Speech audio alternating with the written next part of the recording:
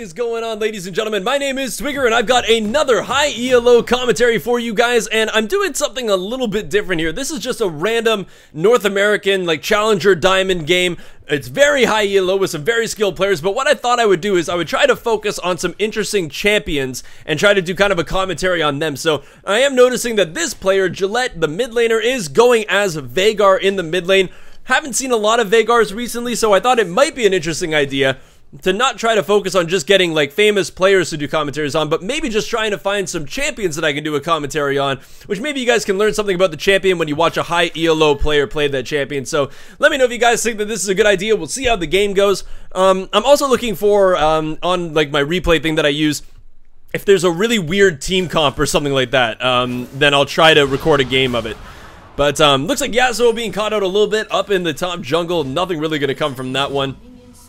So right now in this game, we have a Nocturne in the jungle for the blue team, Yasuo up top, Annie in the mid lane, and Tristana, Nami in the bot lane, while up in the red side, we have got Lee Sin up in the top lane, which is kind of interesting. Thought he was going to be in the jungle, but Nidalee is going to be in the jungle. But we've also got the Nidalee jungle, and then we've got Veigar in the mid lane, Corki Janna in the bot lane. Corki Janna is actually a very stellar lane when you think about it. It's been played quite a bit. It's got great disengage. It's got great poke potential. All in all, just I find a fantastic lane. But one thing that we're seeing here is a Veigar versus an Annie is going to be a fairly terrifying lane for both people because they're both just 100% burst mages. Like, that's basically all they do. So once they hit level 6, we're just going to have to wait to see who casts their spell quicker than the other person. So I'm thinking that most of this game, I'm going to try to kind of focus it in the middle to see how this Veigar plays, and already getting an insane amount of poke onto that Annie, which is very, very cool. But they've got a lot of sustain, and it looks like Veigar finally missing one of his Qs. Gonna have to just try to farm up like normal now. The flash coming out of the Annie, both flashes gone in the mid lane. These guys are playing really aggressive. So Annie, the one difference that we can see here is that Annie is running the Ignite, which is why she kind of went for that flash play.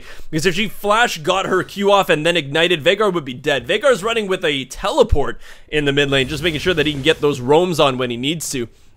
So I guess right now, with both flashes being down, this is going to be a major focus for both Nidalee and Nocturne. Because it's basically just, they're both immobile champions. I feel like Veigar has a better time escaping jungle ganks simply because he can put up his E, that large circular stun, and get out of there pretty much with no issue whatsoever, but Nocturne can just walk through that with his spell shield, so I'm already feeling a sneeze coming on, which I feel like might be fairly loud if I don't back myself away from the microphone. But now that I've brought it up, I think I lost it. I think the sneeze is gone. Damn it, this feels awful. So look down at the bottom a little bit. I don't actually know if this is Maple Street, now that I'm thinking about it, because I think he is currently on Renegades, as kind of like their, not a substitute, but like he was playing on Renegades, so this might very well be Renegades Maple Street. Not entirely sure though, didn't actually check it before I went into this video. I basically just wanted to record the Veigar playing, but hey, it could very well also be a high ELO commentary about Renegades Maple Street. Might very well be. So Lee Sin doing his good old-fashioned taunts. Lee Sin up in the top lane. I'm Johnny doing a fairly good job up there right now. But right now it's 19-11 in terms of CS for the top laners. In the mid lane, we've currently got a 19-14 kill score going. Sorry, CS score. Fairly even in the jungle, but then 25-16 in favor of the Corki in the bot lane. So a little bit of an advantage for some of the lanes here. But once again, we're only about 4 minutes into this game. We have not been going for very long, so can't really judge yet. But the thing that we always have to note about, well, hold on, what's going on here? So they do have a ward up here, so they did watch the Nidalee walk through here, so definitely pinging the Annie, because Annie doesn't have a flash, so the team really trying to make sure that they know that where the Nidalee is. But it looks like we got a scrap going on in the jungle. Nocturne really getting an advantage onto this Nidalee. She does flash. If she doesn't make this wall jump, she did make it. See, that's the difference between high ELO and what I do. I basically just face plant into the wall and die. So Nidalee's flash having to be burned to escape that one. Very good play on the Nocturne's part. But I like the fact that Nidalee was trying to make something happen there by stealing the blue buff, but didn't get it. But look at the damage going down onto Lee Sin. Looks like he might just have to fight this one. There's the flash. And he is going to try to get back into this one. Nidalee's now here, but first blood going for the Yasuo, and Nidalee's going to be there to clean that one up. So it's a fairly even trade, getting the assist over the first blood. But it looks like a lot of damage going down onto the Corki. Amazing Janna Tornado stops the rocket jump from Tristana, which means that the Corki lives, still holding onto his heal as well, probably trying to bait this thing out. A lot of damage coming out of the Corki, though. The heal coming out finally. Tristana does not have her heal available, but it looks like it's going to be a kill for the Janna picking that one up. Corki staying for just the right amount of time, baiting out the heal. Very, very well played in the bot lane, but that was such a close fight. That could have gone either way. Corki was very, very good at holding onto that heal, and the Janna Tornado to stop that rocket jump was very impressive. So Veigar burning his teleport to get back into lane a little bit quicker. Annie is currently very low on HP, but once Veigar gets level 6, I'd have to be very, very nervous about him just kind of all out wombo comboing me with his skills. But right now he's doing very well in CS, 31 to 34, not too shabby. I'm going to tie it all up while the Annie's away. So it's basically right now in the mid lane just a farm game. Both of them are about to have their flash available, and I feel as though Annie with flash is a little bit more deadly than a Veigar with flash, because Annie can flash timbers you, you're stunned, and you just get blown up. But Veigar, even if you flash to get your E up to stun somebody, it's not exactly the quickest spell to cast, so have to be a little bit aware of that. So it looks like everybody trading a little bit of damage up in this top lane. Lee should have the advantage now, simply because he's got that brutalizer. And yeah, it looks like he does have that that attack damage difference. The average blade is definitely good on Yasuo to try to get to your static shiv early, but since Lee went for that brutalizer, his damage is so much more substantial than the Yasuo, so fairly easy trade for him. Yasuo wasn't level 6, so couldn't get his ultimate off even after knocking the Lee up. But Lee just hit level 6 as well, so it's going to be a tough lane for the Yasuo now that he's fallen behind a little bit. He did get that first blood, but sadly the item disparity, just one item over the other. So Lee Sin gonna meet the Yasuo again. Yasuo is still not level 6, so Lee could probably fight this. But he definitely knows that there's a ward in that brush now, so he probably has to play a little bit more careful. Annie is also starting to make her way up as we see, but apparently directed camera doesn't want to go there. But Annie is definitely making her way up. Don't exactly know what she's thinking of doing, but as we can see, the Veigar right behind. Oh, just placing a ward, playing it safe. So there's the Annie. Lee Sin is here as well. I don't know if they're going to try to jump in on this one. Yasuo is right around the corner, and Annie is level 6, and so is Yasuo. So probably not a bad idea just to back off of this one, let the Annie do her thing. So Veigar trying to deal with the Nocturne in the mid lane right now. Nothing really going to come from this. Another spear missing from this Nidalee, but it is still enough for the Nocturne to have to burn his flash. Very nicely played. But here comes the Yasuo onto the Lee Sin, using his ultimate to try to get some damage out onto Lee. It is going to be enough to back off, to get that Lee to back off, because he took just a little bit too much damage on that one.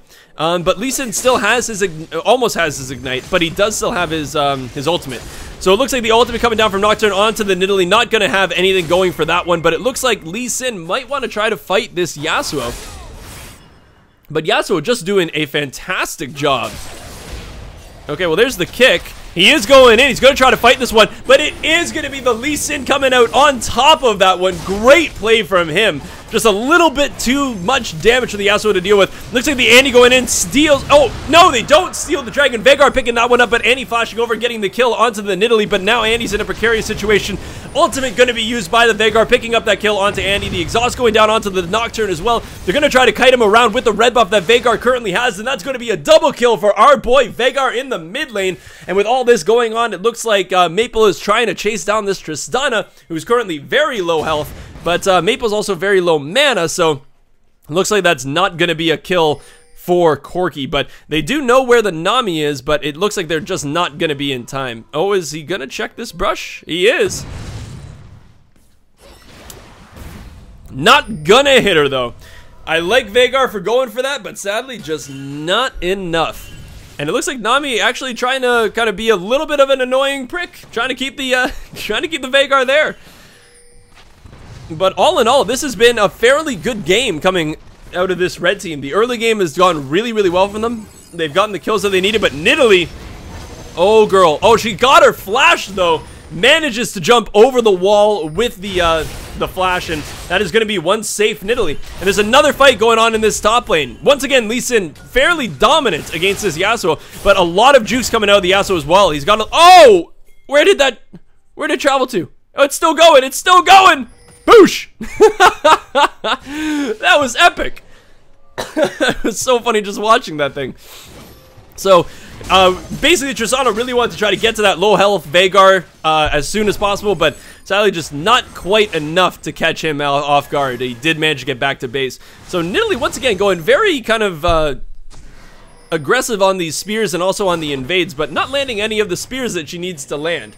So that is going to be a blue buff for Nocturne. I guess that's somewhat of a victory because you're getting the blue buff off of the Annie. So at least there's something to be said about that, and Nidalee's just kind of using her advantage that she currently has in the jungle to basically make Nocturne's life a living hell. The Nidalee did go for the Rune Glaive. I believe that right now the Devourer is currently off, but it looks like a little bit of a gank happening onto this Veigar. Janna is here though, the Flash coming out with the ultimate against the Nocturne, and that is going to be plenty of damage to take him out. Veigar with his 3rd kill of the game. Really, really impressive stuff coming out of this Veigar. This is exactly what I wanted to see, high level Veigar play. But Lee Sin trying to get onto this this Yasuo. They do have probably enough damage. Oh, that's going to be easy. Locking Yasuo up with the Lee Sin kick, and it's just easy as that. So Veigar trying to get something done onto this Annie. The Corki is around the other side. The Janna knockup is going to come in. A lot of damage coming in from the Corki, but I don't think it's going to be enough. Nami's going to be kind of body blocking, but the spear finally landing out of the Nidalee, and that is going to be one dead Annie. 1, 2, and 0, having a tough time in this lane against the 3-0-1 Veigar with 87 CS, but no! Veigar shut down. But it's so unfortunate, like, even when you think about it, yeah, the shutdown happened and Veigar died, but it went onto the Nami because of the tidal wave. You wanted that kill to go onto Tristana. That's what's going to give your team hope. Get your Tristana fed, get a good shutdown bonus on the late game carry Tristana, but nope, it goes to the Nami, the support of the blue team. Man, she better pick up some wards or something that's going to help her team carry a bit. But, right now, when we're looking at it, 21.5k to 15k, like, it's already a over 6,000 gold lead at 12 minutes for this red team. They also have a dragon up and also 2 turrets up. And once again, Tristana, oh, not enough. She's still, the Flash trying to come out of the Corgi to try to pick that one up, but it's not enough. Tristana getting out there with by the skin of her teeth, but now here comes Lee Sin. It is going to be enough to pick up 2 people with that E. Clutch plays coming out of Lee. And that's going to be his 5th kill of the game. Unbelievable how Lee Sin's doing. It's just, yeah, sadly, this blue team, in every single lane, they are losing. And there's not really much more you can do about that. So the stun coming out from the Veigar is actually going to land the stun, and I'm Johnny on Lee Sin's going to pick up his 6th kill of the game. I just don't understand. This blue team is just being so aggressive when they're so far behind. I feel like at this point, all you need to try to do is ward up your jungle, get whatever farm you can, try to get some picks off at people being too aggressive, and basically stay under your turret until you might be able to force a fight somewhere else. Probably around a dragon or a baron when they try to be a little bit too aggressive. But the Janna using this opportunity to be a little bit more aggressive, going for the Mejai's Soul Stealer right off the bat. Going to increase the damage that she does with her her Q and her W, but then also increasing the amount of shields that come from her E and also the heals coming out of her R. So ability power is actually really not a bad thing to have on Janna. It does make you a lot more useful. So they're going to try to get something down onto this Tristana. Oh, the Nocturne ultimate coming out, and that's going to be a dead Veigar. Enough damage coming out of that that Tristana E, and also the Nocturne ultimate, but it looks like Nocturne now in a very bad spot. Yep, you're dead. Godlike Lee Sin. Annie is here, and she does have, no she does not. Oh, no she does. She has her ultimate available. Are we going to see it, though? Oh, no, it's not available. Sorry, I'm seeing that black line. It's not available. My bad, my bad. It just looked active to me. So Janna being caught out a little bit here does end up dying, and this is what I was talking about, people being just a little bit too aggressive. This is going to be Lee Sin going down as well. Or is it? No! What? Oh, we gotta watch that. We have gotta watch this. How did he not? Was it a heal? It might have been a heal out of the Nidalee. No. Oh! That, I'd be so angry to see that. Oh, Lee Sin, you lucky SOB. So yeah, that would have been a huge shutdown bonus for the Tristana, but sadly, the Lee Sin just not dying. That stubborn little bastard. So it looks like Nocturne had a little bit of a disconnect, but it looks like he is back in the game now. Not entirely sure what happened there, but maybe just some connectivity issues. But yeah, in terms of the CS, it's such a one-sided game. 104 CS to the 81 in favor of the Lee Sin. 74 even to 55 in the jungle for Nidalee. 101 to 49 for this Veigar. He is playing so well as Veigar against Annie. And then 114 to 70 in favor of Corki.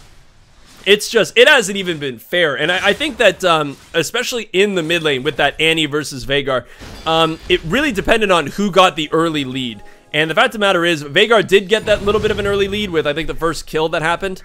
And he's just been able to snowball from there. He came back stronger in the lane. He came back with more damage. And he just fed off of this Annie, who's currently 1-4. Second dragon of the game is going to be going to this red team. And now it looks like Lee Sin going to try to do something against his Yasuo. And yeah, it's something like that basically, Lee Sin's got 2 levels on Yasuo. He just walked up to him and Yasuo started running. Like, not even going to use his ultimate on Lee Sin. It's so stupid. Like, you're going to die if you take him on. Half of Nocturne's HP going down from this Nidalee spear. And Nidalee's going to try to jump in on this, and it's going to be enough. And Nocturne using his ultimate to try to get some sort of scariness to get away from Nidalee, but nowhere near enough scare tactics coming out. And what? I can't believe he made it back from that. That was unbelievable. So yeah, if it's in the last like quarter second or something like that when you're getting back to base, you're recalling, yeah, the damage does not interrupt it. But I'm surprised that we didn't see Lee like fly across the map, which would have been kind of funny if he ended up in the turret. Sorry, in the fountain. But yeah, it's just an all-out ridiculous slugfest for this red team. Every single lane is winning very, very hard. It's 34.1 to 20.2. Like, it's just brutal. And I think Nocturne might understand this and just kind of say, I'm done. What did I do there? Okay, there we go. It's gone. Oh, but here comes... Oh, here we go. Veigar's going to get a kill. Oh, no! The Nidalee's stealing with a spear. But another great stun landing onto the Tristan as well. But they're not going to be able to clean... They are going to be able to clean that one up. A nice little Q coming out of the Veigar. Another great stun as well. Going to pick up the Annie as well. That was, what, 3 for nothing? Just flashes being burned left, right, and center to pick up kills. This is a 17-minute game so far, guys. Like, this was just one of the biggest stomps I've ever seen in a high ELO game. And it looks like, oh, Lee Sin does end up getting taken down, going into the fountain just a little bit. Looks like they're just going to try to keep these guys in the fountain. I'm not sure if they actually have enough to clear these turrets out, but the blue team might very well just let them. Nope, so the ultimate going down onto the Veigar. Is he going to die? A great stun going on, hitting the Yasuo. That is going to be a kill for the Veigar as well. And it's just like, what can you do? They're so much stronger than you guys. You can't even fight them when they're at half HP and almost no mana. You can't fight this. So another stun coming out. Veigar does not have his ultimate available, but the kill is going to go over to the Nidalee. And that's going to be, once again, a 2 for nothing. This is going to be a pre-20-minute game. 21 to 6, 38.7k to 21.7k. Unreal job coming out of these red teams. So, you know, even in high ELO, you can see that every now and again, a game can just be a raffle stomp when you guys end up doing well and have good communication and good laning. It was a brilliant game played by the Veigar. So hopefully you guys learned something about high ELO Veigar play. He did a very, very good job. So if you want to learn more about Veigar, watch him, watch plays like this. Try to see how that guy built Veigar, because good God did he do it well. So guys, sorry that was a short game, only 18 minutes, but it was a definite stomp. And I hope you guys do enjoy this kind of series where I do a high ELO commentary, not on a person, but more on a champion, to try to show you guys what they're capable of in high ELO. If you guys did enjoy this video, show a like button, a little bit of love, and let me know in the comment section below if you want to see more videos like this. I'm trying to just make a couple different things for you guys, and hopefully you guys do enjoy them. If you want to know when I upload a video or when I stream, or if you want to interact with me, follow me at TwiggerLol on Twitter. Also, subscribe to my YouTube channel if you like content like this, and if you have not already. And ladies and gentlemen, as I always say, see you guys in the next video.